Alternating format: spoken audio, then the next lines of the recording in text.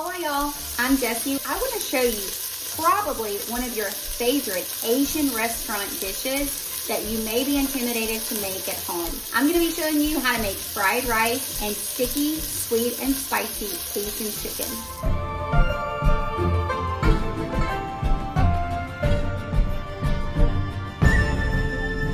I started by chopping up 5 cups boneless, skinless chicken breast into bite-sized pieces, and then I just lightly dust each bite-sized piece in some self-rising flour, just like this. Now, this is just to remove all of that excess moisture and give us a crust. I'm going to turn my heat down just a touch because it's, it seems like it's a little hot, so you just watch out for that.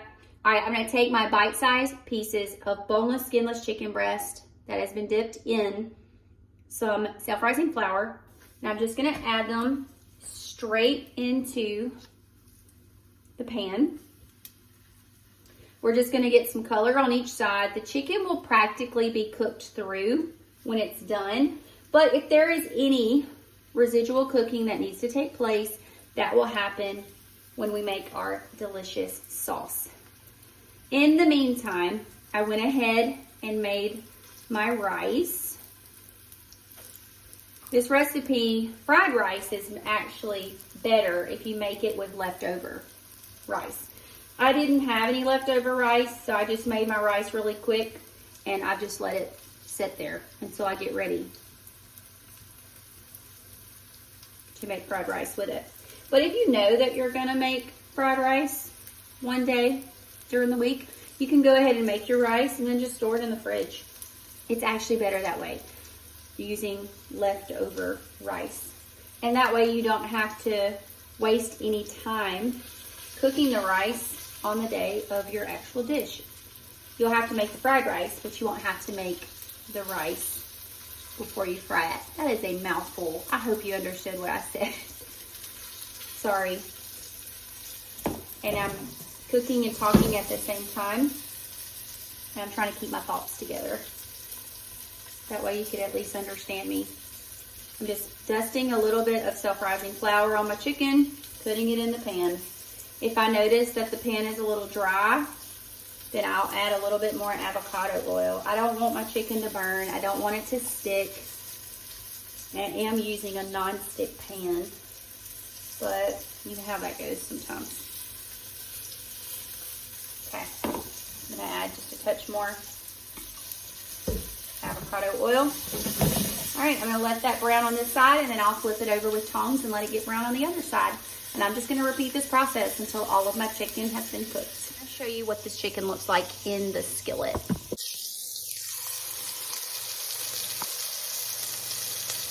Okay, so what I'm gonna do is I don't want it to burn. I just want it to get a little bit of color. So look at that. Look at that golden crispy color. And I'm just gonna turn these over. Like I said, they're gonna cook in the sauce a little bit more. This is pretty much gonna cook them through. But whatever residual cooking that needs to be done, it can happen inside the sauce. All right. Anyway, see, our chicken's getting nice and brown. I'm gonna get a plate, line it with paper towels to take this batch of chicken out and let them drain on a paper towel, and then I'll just put another layer in. Cooking these pieces of chicken in a couple of tablespoons of avocado oil. I like avocado oil because it has a higher smoke point than olive oil, so that's why I use it. And after this batch of chicken pieces came out, I think I need to add just a touch more of avocado oil to my pan.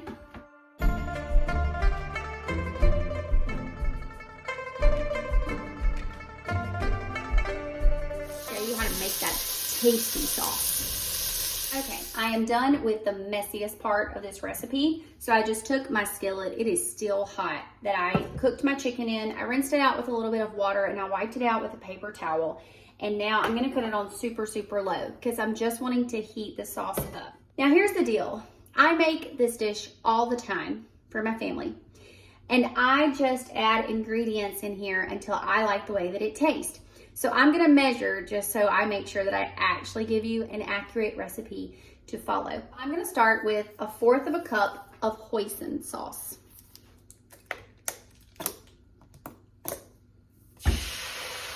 My pan is still really hot, so I probably will move this off of the heat because I do not want this sauce to burn. Then I'm going to do 1/4 cup of oyster sauce. You can find these items in the Asian part of your local grocery store, and I feel compelled to say that if I can find it in mine, you can find it in yours. I do not live in a very diverse area, nor do I live in a very,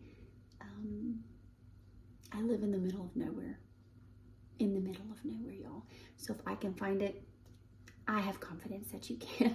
You might even have an Asian market nearby and have way more options. I like to add, this is really spicy, Szechuan. Spicy Szechuan sauce. I'm gonna add 1/4 cup. No, I'm gonna do half of 1/4 cup. That sauce is very spicy. But remember, I am making a sweet, spicy, sticky Asian chicken. I'm gonna add a tablespoon of soy sauce. And I wanna grab some brown sugar. 1/3 cup of brown sugar and 1/3 cup of water. Now let it get warm, and then I'm going to taste it, and I'm going to see what it might need. And then I'm going to adjust my seasonings based upon what I want it to taste like. And once it tastes like what I want, I will add my chicken back in, call it a day. Of course, I still have to make my fried rice. But, so I've got that incorporated. It's not warm yet, but I'm gonna get a spoon and I'm gonna taste it.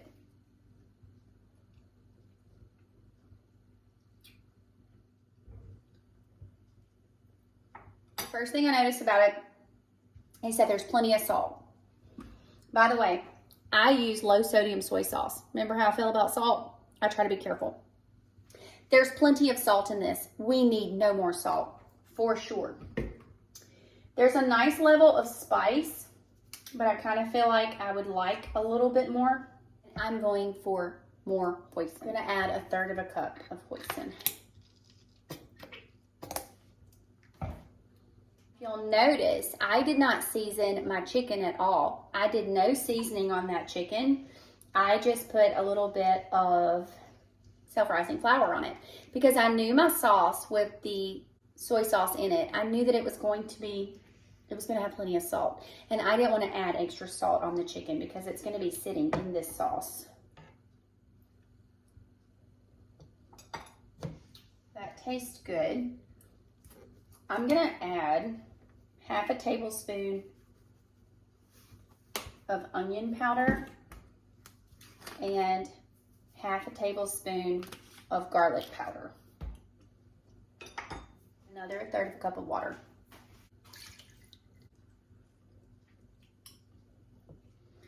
I'm gonna add a tablespoon of sriracha.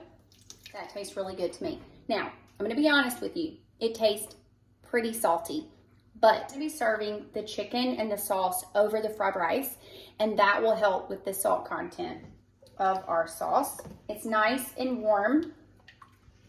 I'm gonna add back in all of my cooked chicken pieces. I'm just going to let them sit. I'm gonna let them sit in this sauce.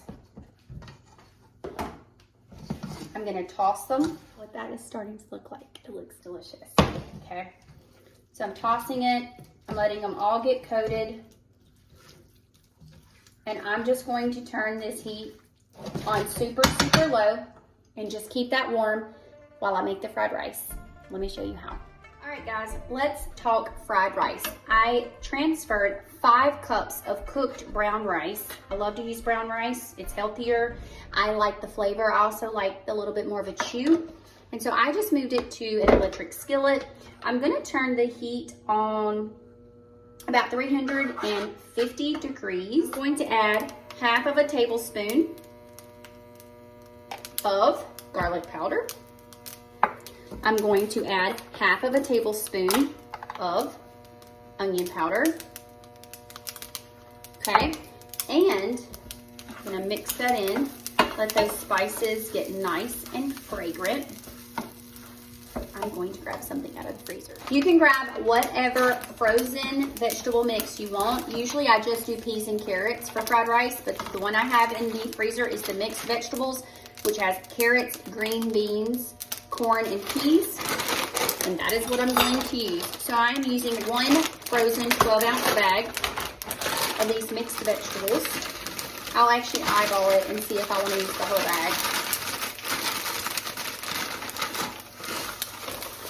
You know my family, they're picky eaters. And I think they prefer less veggies in their fried rice. I don't know if you can see this. I'm going to move this over.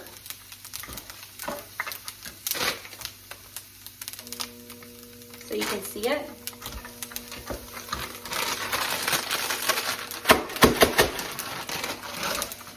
I'm not going to use the entire bag.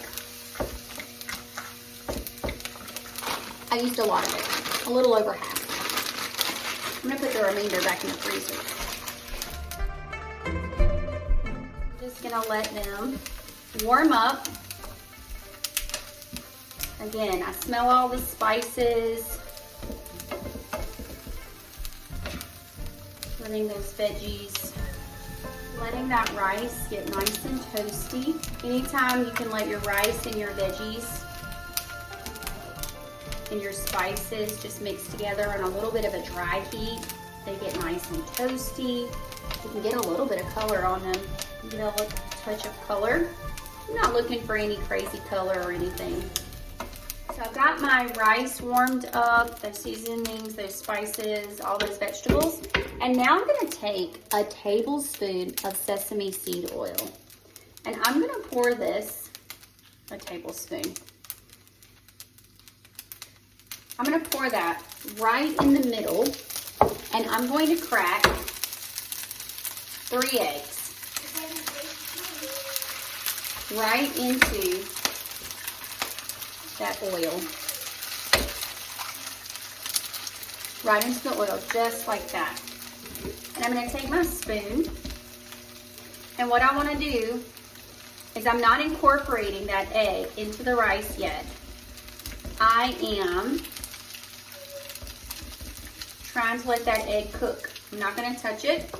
I'm going to let that egg cook and scramble for a minute. And you're going to get some fantastic flavor from that sesame seed oil. See the egg cooking in the center of all that rice?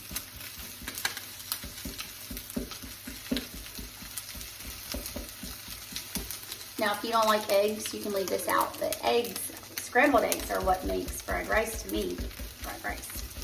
One of the ingredients that really, makes the dish. So I just keep moving it around and let it cook.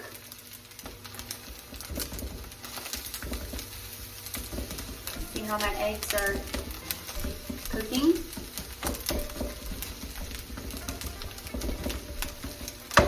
I'll let them finish, and I'm going to mix them in with the rice. Now, I'm going to simply fold that in with my rice. Add some low sodium soy sauce.